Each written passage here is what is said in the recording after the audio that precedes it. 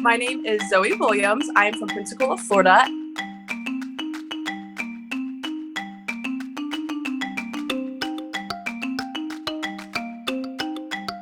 So when I first realized I like bugs, my mom loves to tell this story, but when I was little, I had walked outside and she was let me play outside. I'd stuck myself in an ant bed and I was just saying, "Hey ants, what's up? Me, Zoe, what's yours?" Like asking for their name. I guess I've never really been scared of them. It's not necessarily like this one day it was like, I love bugs. It's more of like, oh, like these are cool. They've always been around, that kind of thing. Growing up, I didn't have my first dog until I was like 6 or 7, but I was always outside playing with bugs. I would always bring bugs in. My mom would always give me these little bug catchers, and I would always just stick like lizards and frogs and stuff like that. And my mom would be like, "Zoe, you can't keep those, right?" And I was like, "Yes, I can," but she'd make me put them out, so obviously they wouldn't die. And then I had some hermit crabs. Really just like, I say normal stuff, but hermit crabs is normal here in Florida, but just dogs, little hamsters, gerbils growing up. There has never been a bug that I have been scared of. The only time I can remember was there was this one time I was walking my dog out in the woods and there was this big spider web and this huge spider had got on my face and it frightened me, but I was like more scared for the bug because I didn't want to hurt it. But other than that, no fears. Never been scared of any kind of bug, any kind of creature. I've always been like, yeah, that stink bug, let me go play with it. So what do you think about my cockroaches? I think they're cockroachy. Names for them? Oh, all Freds is what your mama said. I think you should hold it. No, I don't think I should hold it. Why not? Cause it would make me puke. What if I put it on your shirt? No. What? Why not? Would never wear it again. That's what you need is to put your cats on tape. Are you actually putting your lips on that? They used to fly. Oh, God. Oh, God. It was real sandy and... Don't you think they're so cute? No, I don't think they're cute. Why not? Give me a break. That is not cute. I used to work at this sub shop called Jimmy John's, and I had a coworker there. And before owning cockroaches, I had owned praying mantises. And then I was telling her about it. And she's like, "Oh, I have a bunch of cool pets." So I was like, "Okay." So I went to her house one day, and she just had this big bin full of dubia cockroaches. And I was like, "Oh my God, those are so cool." And she's like, "Oh my gosh, no one ever thinks they're cool." So I'm like picking them up, playing with them. And she's like, "You want some?" I'm just like, yeah. And that's literally where it started. Her name is Brittany. Shout out to Brittany for starting my cockroach collecting life. I guess the only thing I could really say is sometimes when I'm holding them, they will poop on me.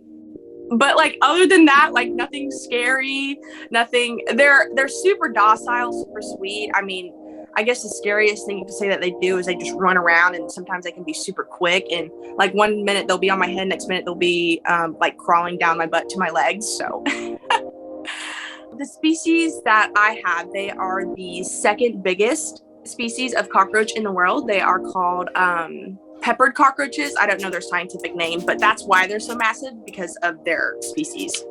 The biggest they'll probably get is probably about like this big compared to my face. Other than that, they wouldn't get any bigger. The reactions I get on social media, it is so mixed. Like I'll be scrolling through the comments. I know people are like, "Oh, don't look at your comments." I look through every single one of my comments because I'm just nosy. And so one minute it'll be like, "Oh, you're so disgusting. I would never come around you." And then other people are like, "Oh my God, that's so cool. I want to see more. Let me see it. You're so cool." So it's just so mixed. I would say it's more of like 40% hate, 60% love, and the love percentage just keeps going up from here, which I love and I think is super cool, because before it was like 90% hate and 10% okay. And so the reactions have only gotten better, but like I said, they're just so mixed. Like one minute I'll get, "Oh, you trailer park white trash. Oh, you're so white." It was just so stupid. I don't even understand that. And then the other minute it's like, "Oh my gosh, can I please marry you?"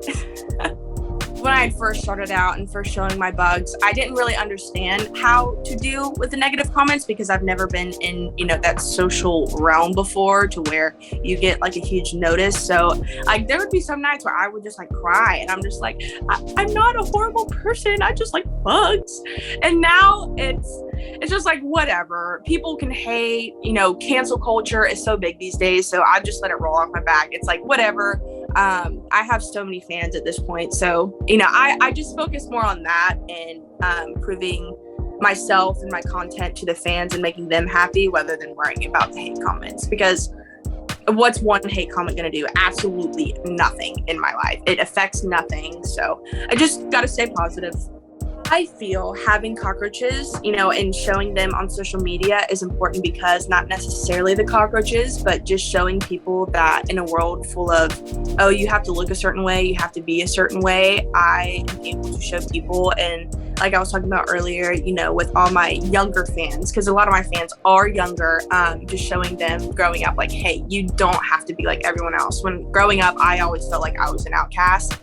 And sometimes it would really get me down. And there would be some times where I felt like I had nobody, no friends. So, social media can be a very negative platform, but it can also be a very positive platform. So putting that positivity out there, ignoring the hate comments and just showing people like, hey, it's okay to be an outcast. I think you're really cool if you're an outcast because you're just like me and you can be yourself and you can do whatever the hell you want because who cares?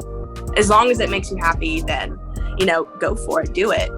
Ever since, owning bugs, I've had quite a lot of friends drop off along the way and I couldn't be happier with my life. I'm so happy where I am now and I wouldn't be able to give thanks to really anyone else except my bugs for just, letting me get to show them. They're really good with the camera, which I love. So yeah.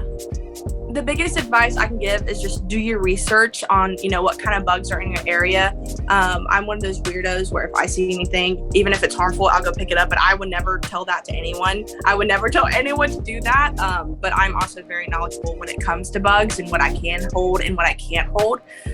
So other than that, just, you don't even have to handle them. When you're outside, you see a cool kind of bug, like you just go up, look at it. You don't have to mess with it. It's not going to do anything to you. It's not going to grow humongous human legs and run at you. They just like to chill. I don't think there will ever be a time where I won't like bugs and I won't pick up bugs and play with them and crawl all over me. Now it's been 2-3 years since owning bugs now, and I just see it in my everyday life. I tell, every potential guy that I talk to, I'm like, hey, I just need you to be aware that I like bugs and I need you to be okay with bugs or else this isn't going to work out. And I've had a lot of people just block me from right then on. It's so crazy. Some guys can just be so but yeah, I will always have bugs around me. I think I will always have cockroaches. I plan on, at some point selling my cockroaches to people who would like them. So yeah, there will never not be a time where I will have bugs, not have bugs.